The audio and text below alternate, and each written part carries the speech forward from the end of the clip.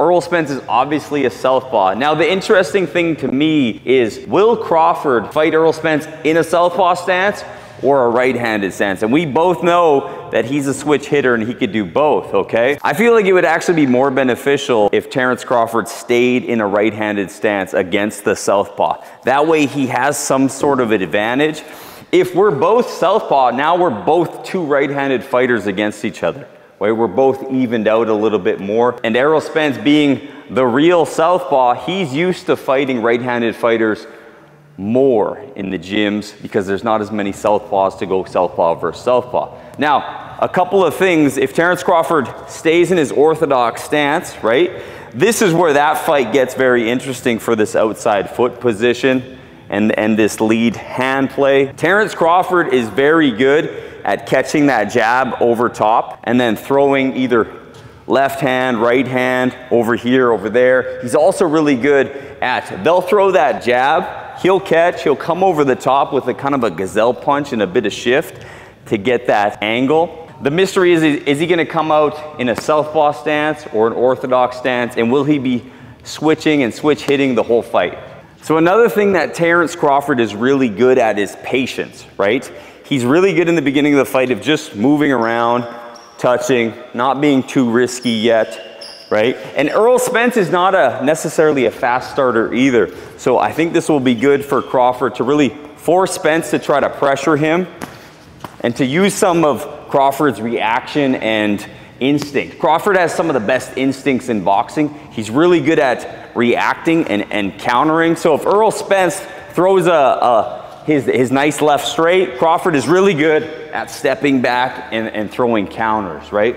And because he's really good at just reacting and his instincts are good, he doesn't worry about his defense too much until he has to, right? So he can go forward a bit with his offense and then just react out of nowhere. Terence Crawford is a master at the amateur Olympic style boxing. And what does that mean? He's really good at going in and out and moving his head back or taking these quick step backs, okay? So what he's really good at, doesn't matter what stance he's in, okay? That's Errol Spence, he's in a southpaw stance. Crawford is really good at pulling the jab, so you're gonna throw the jab. He's really good at pulling it and coming over the top with a hook, okay?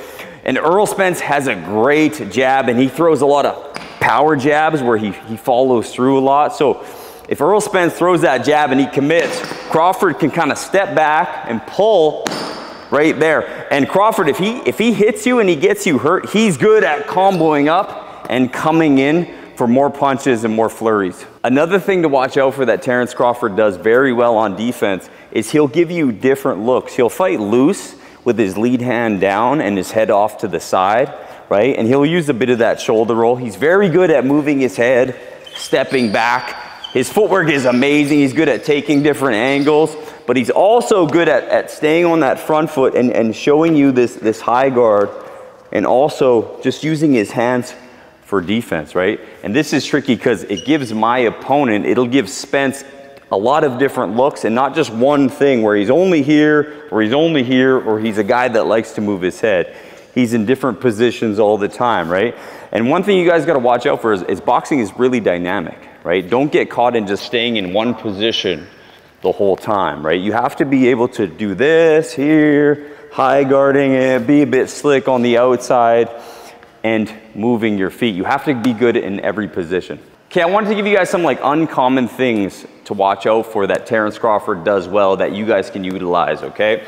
So one of the things you'll see Crawford not do is he won't overly tuck his chin down traditionally like we're taught, okay? He won't pop his head up like this, but he won't overly tuck it, okay? And one of the reasons why is so he has good vision, okay? Terence Crawford has some of the best defense and reactions in boxing, and it's because he can see everything coming because his chin's not overly tucked. Like, if you're watching this right now at home and you tuck your chin to your chest and put your hands up really high and shrug your shoulders and try to move like Terence Crawford does, it's impossible, right? You're not mobile. Sure, you're more protected, but you can't see anything coming, okay? So his vision is like his superpower, right? So he can counter you. He can move when he sees something coming. but he has to be able to see it. If my chin is too tucked and I'm trying to fight like this, it makes it really hard to see. Plus, he doesn't really hike up his shoulders either. His shoulders are nice and relaxed like this. And this makes his whole body relaxed and not as tense. So it makes him looser, easier to move his head, easier to punch, okay? Sometimes you gotta watch and see what the best fighters actually do in the ring and not what you think they do. When someone's teaching boxing for the first time, or they're teaching someone to learn boxing for the first time, they're like, okay, we throw the jab, we throw the cross, now we throw the hook. And then they're like, okay, now we're gonna do it full speed.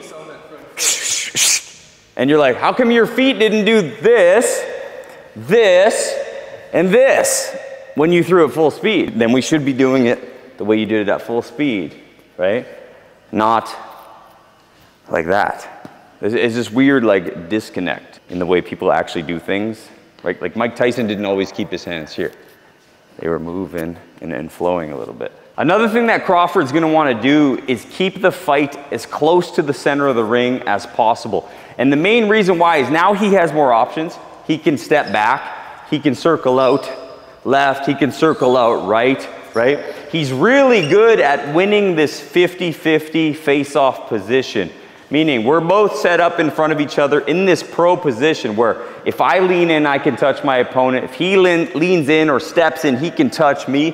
Crawford is very good at winning these exchanges with his upper body movement and his combos and flurries. Another thing that Crawford's gonna wanna do in this fight is that Errol Spence is very good at putting pressure on him, especially with that jab. Errol Spence will just kind of walk you down, touching. So he's gonna walk me down here. Crawford is really good at moving back and punching off of this and angling off. So I think this is gonna work against Errol Spence to pressure him because Crawford can fight really well off his back foot, right? He's almost just as good off his back foot as he is on his front foot. What you'll notice is Crawford can throw any of his punches from really long range, especially when he's in combination. He'll throw those long hook, long uppercuts, and what this does is it gives him all of his punches, all of his combos farther out and a longer range, and he actually has the reach advantage against Errol Spence in this fight. All right, so what this does, if my opponent is just gonna go in the high guard, just so I don't hit him here. So Crawford, he's got a good reach. He's got long arms. He can throw all of his punches from farther away, okay?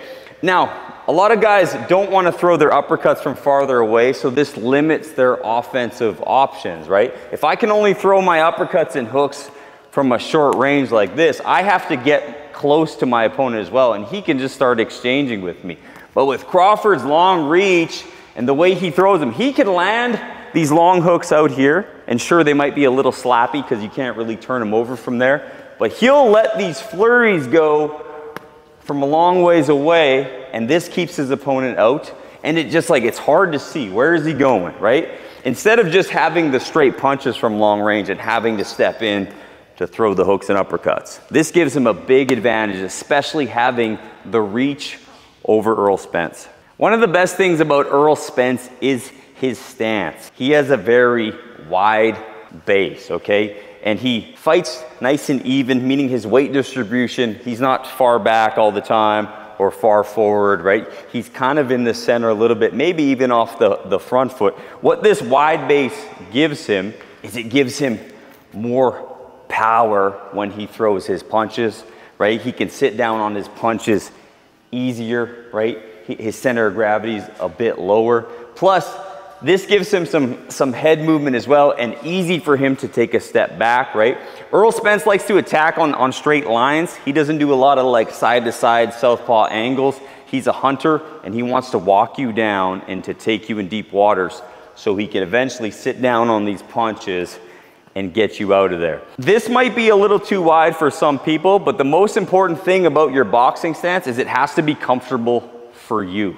It has to fit your game plan and your style, okay? So he's pretty wide and he sits down. So if you're a mover side to side, this might not work for you, okay? But for Errol Spence, this works well.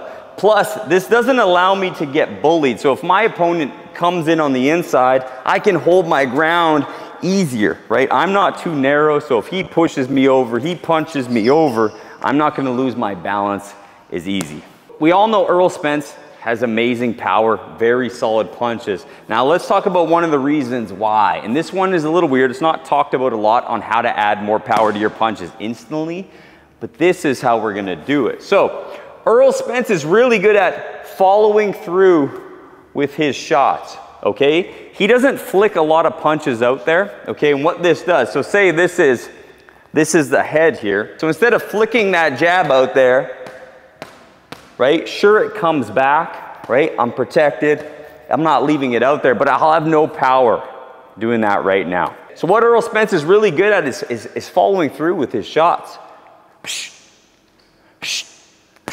Right? Not every punch, but when he wants to sit down on it and add more power, you can bring the hand back now, he'll follow through. So even though when he's hitting his opponent, I won't crack you like that though, but he's trying to follow through.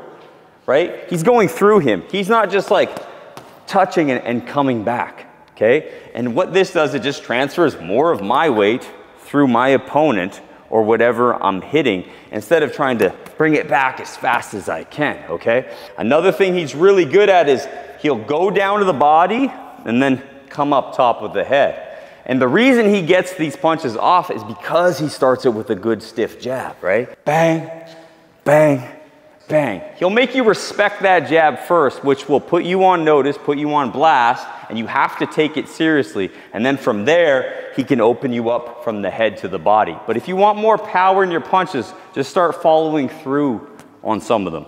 Now let's talk about Errol Spence's defense, right? He keeps it very simple, very basic. He keeps his hands shoulder height for most of the fight. He rarely drops them down. Sometimes he'll drop that lead hand depending on his range, but he'll keep them about here the whole time. But what he'll do off of that is he'll do these little head touches, very similar to Canelo, right? So he'll be here in his base, even moving, and he'll touch his head. He'll touch his head, okay? And one of the reasons he'll do that too is where he's not in the high guard the whole time, right? If I'm in the high guard the whole time, watch you go in the high guard, I can control my opponent a bit easier, plus it makes it really hard for him to see, okay? So I could set stuff up, I can make him keep his hands there and then go down to the body. So he'll keep them here and then touch his head when needed. And he'll do this, you'll notice, even when a punch isn't coming. And one of the reasons why, just like Canelo, is he'll touch his head and then he'll shoot. He'll touch and shoot, right? And it kind of just keeps him ready. Right? This might be one of his like nervous tics too. Every fighter has their thing that they do. Some guys shake out the one hand. Some guys fix their shorts. But Errol Spence likes to go here. He'll touch his head here in his good wide base. And then he'll shoot off of that. Right? And then this just gives my opponent some looks too. So if he punches, my hands are already up in my head, right? I'm ready to kind of catch and shoot off of that. He doesn't take a lot of chances on defense, very economical with his defense as well. He will move back a little bit. He's got that good amateur pedigree. You know, he made it to the Olympics. He'll take some good step backs, but for the most part, he wants to go forward a bit. He'll do some, you know, some slight pivots out after his lead hand, but he doesn't really fight like a tricky southpaw like Lomachenko, where he's not trying to get all these crazy angles on there. Another thing Errol Spence does very well, he's gonna have to use this jab in a multitude of ways. He's gonna have to use his power jab to make Crawford defend it and respect it. He's gonna have to use it as a touch and as a range finder.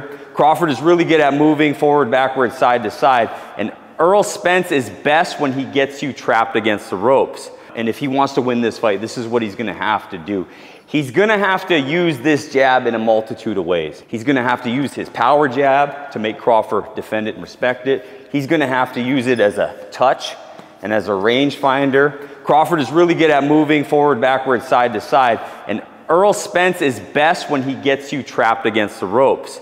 So if Crawford is moving, say that line is the ropes here, this is where Spence wants him to be. So if he moves laterally, he's gonna cut him off instead of following him. And once he's here, he's very good at changing levels with his punches, right? He'll start to the head and finish with the body, or he'll start to the body and finish up off the head. Crawford is really good at moving forward, backward, side to side. And Errol Spence is best when he gets you trapped against the ropes.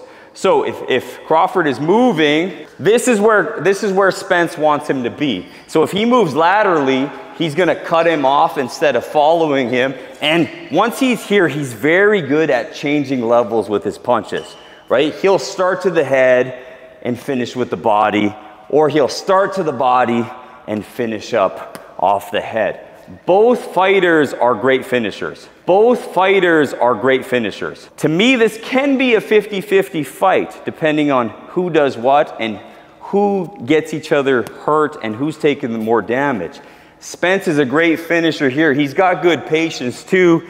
He loops his combos well together and he has great power.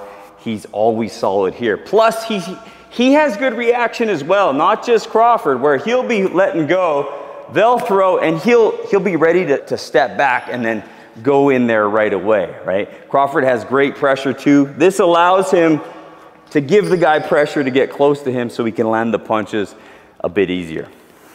Errol Spence is gonna wanna take advantage of Bud Crawford getting a little complacent. And what does that mean? Crawford will sometimes stay in front of you too long because he's really comfortable with his head movement, right? He doesn't really mind getting hit, but against a guy like Errol Spence, these power shots are gonna wear you out for the later rounds, and you'll see sometimes Crawford just gets too comfortable standing in front of his opponent, and that's due to his high boxing IQ. But Errol Spence has to be able to take advantage of him not moving, not changing angles, and to really put some rounds in the bank for the later rounds. Terence Crawford is a killer. He's a real shark. As soon as he smells blood in the water, he will go for the kill without thinking, without hesitating. It's what he's built for. Now, there's a few of Spence's fights where he's been hit and his mouth guard has come out, or he's looked a little flustered and he's like pointing at the mouth guard to the ref and not worrying about his opponent. And that's where Terence Crawford can go for the kill, and Errol Spence won't be able to make those type of mistakes against a guy like Terence Crawford. He will hop on you right away. As soon as he sees an opening, as soon as he sees you flustered, as soon as he sees you maybe talking to the ref, he's coming in for the kill. He's a winner, he's a competitor. So we got Terence Crawford versus Errol Spence.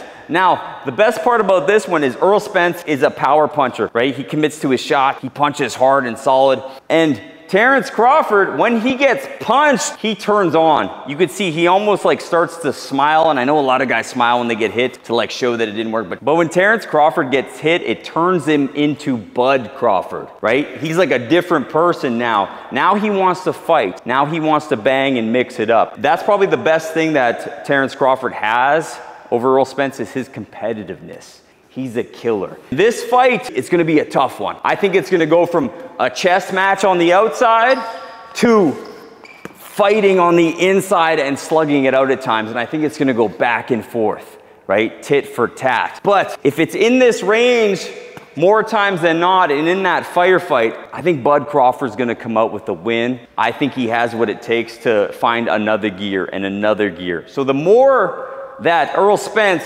hits Terence Crawford, the more Crawford is gonna get mean, and he's gonna start to really put it on him and find that flow. This might seem like a 50-50 pick'em fight. You got speed and boxing IQ in Terence Bud Crawford, and you got the fundamentals, the power, the consistency in Errol Spence Jr. But now, to me, Errol Spence is going to hit Terence Crawford, and that's gonna turn him on.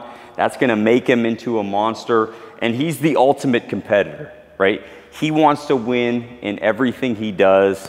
He wants to take it seriously. He wants to take it personal. He wants to throw the sport out of the window. I think Terence Crawford has the advantage in this one. He can fight as a right-hander. He can fight as a southpaw. He's more versatile. He can box from the outside. He can switch up his defense. He can be slick. He's a great counter puncher, and he's mean. I think the X factor is that he's mean. He's a killer, right? And when it comes to that head-on-head battle, I think he comes out on top every time. So for that reason, I have Terence Bud Crawford winning by unanimous decision.